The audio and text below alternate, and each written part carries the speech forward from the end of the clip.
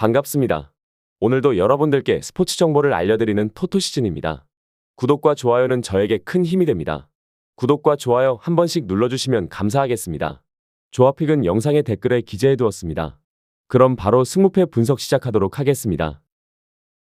첫 번째 경기는 맨체스터 유나이티드와 선덜랜드입니다. 맨유는 3백 전술을 기반으로 전방 압박과 점유율을 동시에 노리지만 양쪽 윙백의 과감한 오버래핑 이후 복귀 속도가 지나치게 느리다는 구조적 약점을 안고 있습니다. 특히 윙백이 상대 박스 근처까지 올라갔다가 역습을 허용할 경우 센터백들이 넓은 공간을 커버해야 하며 이 과정에서 라인이 불안정해지고 대인마크가 쉽게 풀리는 문제가 발생합니다. 브루노 페르난데스와 마운트가 전진지향적으로 움직일 때는 중원 커버가 약해져 후방 안정감이 크게 흔들리는 장면도 자주 연출됩니다.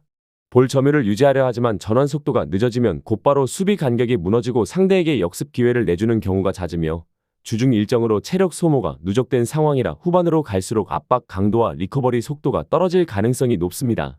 실제 최근 경기에서도 측면 공간을 쉽게 내주며 실점 위기를 맞는 장면이 반복되었습니다. 선더랜드는 빠른 전환과 측면 돌파에 특화된 팀으로 3백 전술을 상대로 파괴력을 극대화하는 유형입니다. 탈비는 폭발적인 스피드와 드리블 돌파로 상대 윙백이 남긴 공간을 파고들며 결정적인 기회를 만들어내고 엘리에제르 마엔다는 침투 타이밍이 탁월해 수비 간격이 벌어진 순간 박스로 곧바로 파고듭니다.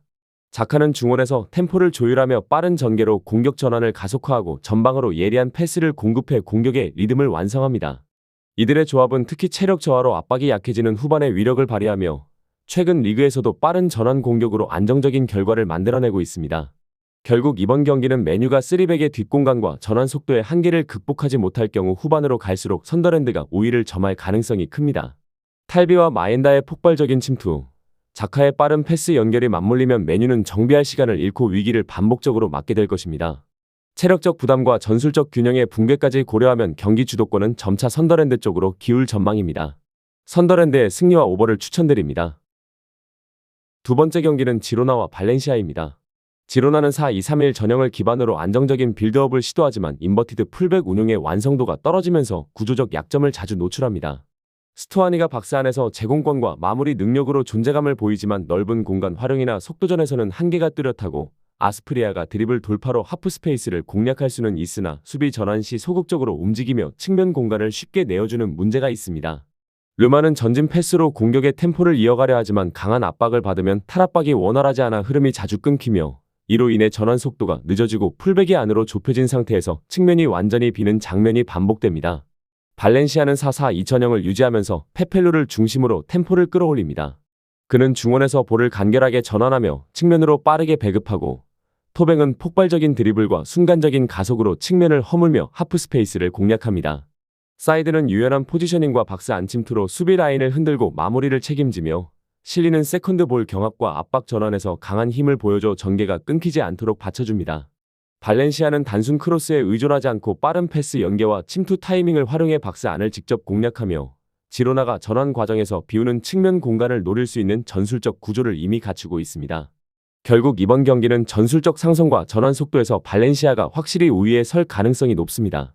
페펠로의 전환 패스와 토뱅 사이드의 빠른 1-2 연계는 지로나의 불안정한 측면을 직접적으로 흔들 무기이며 중원 압박에서도 발렌시아가 주도권을 잡을 수 있습니다. 스투아니와 아스프리아가 찬스를 만들려 해도 르마가 압박에 흔들리는 순간 세컨드 볼 점유권을 잃고 지로나의 수비 간격은 더 크게 무너질 수 있습니다. 원정임에도 불구하고 박스 점유력과 전환 공격의 완성도에서 앞서는 발렌시아가 승점을 가져갈 그림이 선명합니다. 발렌시아의 승리와 오버를 추천드립니다. 세 번째 경기는 첼시와 리버풀입니다. 첼시는 현재 리그 6라운드까지 2승 2무 2패를 기록하며 8위에 머물고 있고 최근 리그 2연패 포함 3경기 연속 승리가 없어 분위기 반전이 절실한 상황입니다. 직전 리그 경기에서는 브라이튼에게 홈에서 1-3으로 패하며 수비 불안이 크게 드러났고 주축 수비수들의 연쇄적인 이탈이 큰 타격으로 작용하고 있습니다. 리스 제임스, 웨슬리 포파나, 리바이 콜릴, 브누아 바디아실에 이어 토신 아다라비오요까지 부상자 명단에 올랐고 콜릴은 시즌 아웃 가능성까지 제기되고 있습니다. 여기에 콜 팔머와 안드레이 산토스가 부상으로 출전이 불투명하며 트레보 찰로바는 징계로 출전할 수 없어 전력 공백이 심각합니다. 다만 주중 챔피언스리그에서 벤피카를 1-0으로 꺾으며 최소한의 반전 계기를 마련했습니다. 리버풀은 리그 초반 5승 1패로 선두를 질주하며 막강한 공격력을 과시했으나 최근 크리스탈 팰리스에 1-2로 패하며 연승 흐름이 끊겼고 이어진 챔피언스리그 원정에서도 갈라타사라이에 0대1로 패하며 공식전 2연패에 빠졌습니다. 팀 기세가 다소 꺾인 상황에서 이번 첼시 원정을 치르게 되는데 이 역시 만만치 않은 일정입니다. 리버풀도 부상 변수가 존재하는데 알리송 골키퍼가 부상으로 결장하며 수비 안정감이 떨어질 수 있고 공격진에서는 페데리코 키에사와 위고 에키티케의 출전 여부가 불투명해 경기 운영의 변수가 될 전망입니다. 이번 경기는 양팀 모두 전력 손실이 뚜렷하고 최근 경기력 기복 또한 드러나 있어 치열한 접전이 예상됩니다. 첼시는 엔조 페르난데스와 카이세도를 중심으로 중원 장악을 노리겠지만 수비 라인의 공백이 치명적인 약점으로 작용할 수 있으며 리버풀은 중원과 측면에서 템포를 높여 첼시의 허술한 수비를 공략하려 할 것입니다. 리버풀이 최근 주춤한 흐름에도 불구하고 전반적인 조직력과 공격 전개 속도에서 첼시의 우위를 점할 가능성이 높습니다. 따라서 이 경기는 접전 끝에 리버풀이 한 골 차 승리를 거둘 가능성이 크며 두 팀 모두 전력 누수로 인해 다득점보다는 제한적인 스코어가 예상됩니다. 리버풀의 승리와 언더를 추천드립니다. 네 번째 경기는 빌바오와 마요르카입니다. 아틀레틱 빌바오는 현재 리그 12위에 위치해 있으며 3승 1무 3패를 기록하며 7득점 8실점으로 다소 아쉬운 흐름을 이어가고 있습니다. 시즌 초반 세비야, 라요 바이카노, 레알 베티스를 연달아 제압하며 상승세를 타는 듯했으나 이후 유럽 무대와 리그를 병행하면서 체력적 부담과 전력 공백이 겹쳐 6경기 연속 승리를 거두지 못했습니다. 특히 아스널과 도르트문트 같은 강팀들에게 연패를 당하며 자신감이 크게 흔들렸다는 평가가 나왔습니다. 그럼에도 불구하고 이번 경기에서는 팀의 핵심 공격 자원인 니코 윌리엄스가 부상에서 복귀할 예정이라 공격 전개에서 확실한 변화가 기대됩니다.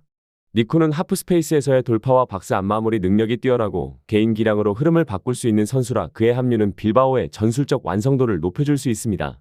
물론 여전히 다수의 주축 수비수들이 이탈해 있는 상황이라 불안 요소가 남아있지만 홈 구장에서는 여전히 강한 압박과 활동량을 기반으로 상대를 몰아붙일 수 있는 힘을 가지고 있습니다. 반면 마요르카는 리그 19위에 머물며 강등권 싸움을 하고 있습니다. 1승 2무 4패를 기록하며 6득점 11실점이라는 수치를 남기고 있는데 올 시즌 초반 4경기에서 승리를 거두지 못하며 최악의 출발을 보였습니다. 그러나 최근 들어 AT 마드리드와의 경기에서 무승부를 거두고 알라베스를 상대로 1대0 승리를 따내며 조금씩 반등의 기미를 보이고 있다는 점은 긍정적입니다. 팀의 주포 아사노가 부상으로 전력에서 이탈한 것은 뼈아픈 손실이지만 베다트 무리치가 6경기에서 4골을 기록하며 사실상 홀로 팀 공격을 이끌고 있습니다. 무리치는 제공권과 박스 안마무리에서 강점을 지닌 공격수로 세트피스나 역습 상황에서 위협을 줄 수 있는 무기입니다. 다만 마요르카는 원정 경기에서 매우 취약한 모습을 보여주고 있습니다. 올 시즌 원정 3경기에서 전부 패했을 뿐 아니라 경기 내내 수비 간격이 쉽게 벌어지고 역습 대응이 늦어 실점으로 이어지는 경우가 많았습니다. 이는 빌바오 원정에서도 부담으로 작용할 수밖에 없습니다. 이번 맞대결은 양팀 모두 득점력에서 아쉬움을 보이고 있어 다득점 양상보다는 신중하게 진행될 가능성이 큽니다. 빌바오는 홈에서 강한 압박과 활동량을 유지하며 반드시 분위기 반전을 노릴 것이고 마요르카는 수비적으로 버티면서 역습 기회를 엿볼 것입니다. 최근 맞대결에서 무승부가 자주 나왔다는 점은 변수로 작용할 수 있으나 이번에는 니코 윌리엄스가 복귀한다는 점이 가장 큰 차별점이 될 것입니다.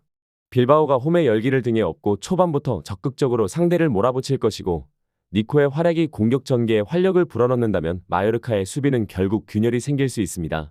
경기 막판까지 치열한 흐름이 이어지겠지만 결정적인 순간에 더 날카로운 한 방을 만들어낼 수 있는 쪽은 빌바오입니다. 최종적으로 빌바오의 승리와 언더를 추천드립니다. 마지막 경기는 레알 마드리드와 비아레알입니다. 레알 마드리드는 리그 7경기에서 6승 1패를 기록하며 21득점 12실점으로 2위에 올라 있습니다. 시즌 초반 완벽한 스타트를 보였지만 직전 라운드 아틀레티코 마드리드 원정에서 2대5로 크게 패하며 기세가 꺾였습니다. 그러나 이어진 챔피언스리그 조별리그에서는 카이라트를 5대0으로 제압하며 빠르게 반등에 성공했습니다. 다만 수비진의 부상자가 여전히 많아 불안 요소가 남아있습니다. 트렌트 알렉산더 아놀드, 안토니오 리디거, 페를랑 맨디가 이탈했고 다니 카르바알 역시 출전이 어렵습니다. 그럼에도 불구하고 킬리안 음바페와 비니시우스 주니오르가 이끄는 공격 조합은 여전히 리그 최상급 파괴력을 유지하고 있으며 주드 벨링엄과 카마빈가가 중원에서 활력을 불어넣으며 공수 전환의 핵심 역할을 맡고 있습니다. 비아레알은 리그 7경기에서 5승 1무 1패를 기록하며 13득점 5실점으로 3위에 올라 있습니다. 리그에서는 오사수나, 세비야, 아틀레틱 빌바오를 차례로 꺾으며 3연승을 달렸고 챔피언스리그에서도 유벤투스를 상대로 2대2 무승부를 거두며 저력을 과시했습니다. 하지만 원정 경기력은 다소 기복이 있습니다. 여기에 헤라르드 모레노와 아요세 페레스의 출전 여부가 불투명하고 후안 포이스, 로간 코스타, 윌리 캄보알라 등 수비 자원들이 줄줄이 부상으로 빠지며 전력 손실이 크다는 점이 부담스럽습니다. 결국 조르주 미카오타제와 니콜라스 페페가 공격을 이끌어야 하지만 마드리드 원정에서는 한계를 느낄 가능성이 큽니다. 이번 경기는 양팀 모두 수비진의 공백이 있지만 공격의 날카로움에서 차이가 날 것으로 보입니다. 레알 마드리드는 홈 이점을 안고 음바페와 비니시우스의 폭발적인 돌파와 결정력이 빛을 발할 가능성이 크며 벨링엄의 박스2박스 움직임까지 더해져 공격의 무게감을 높일 수 있습니다. 반면 비아레알은 최근 흐름이 나쁘지 않음에도 불구하고 다수의 핵심 자원 결장과 원정 약세로 인해 승부처에서 밀릴 가능성이 높습니다. 초반에는 팽팽한 균형이 이어질 수 있으나 후반으로 갈수록 레알 마드리드가 집중력을 발휘해 경기를 지배할 것으로 예상됩니다. 최종적으로 레알 마드리드가 3대1 승리를 거두며 분위기 반등에 성공할 가능성이 크다고 판단됩니다. 레알 마드리드의 승리와 오버를 추천드립니다. 추가적인 조합을 원하신다면 구독과 좋아요를 눌러주시면 감사하겠습니다. 성공적인 수익에는 종종 운 이상의 것이 필요합니다. 정보에 입각한 성공적인 노림수가 필요합니다. 용어도 어렵고 혼자 쩔쩔매고 있었다면 지금 전문가의 도움을 받아보세요. 저희는 스포츠 정보와 분석글을 판매하지 않습니다. 스포츠를 좋아하는 모든 분들 즐기실 수 있게 가입 권유 없는 스포츠 카페를 운영 중입니다. 참여는 영상 댓글을 참고해주세요. 오늘도 영상 시청해주셔서 감사합니다. 내일 또 다른 분석으로 찾아뵙겠습니다.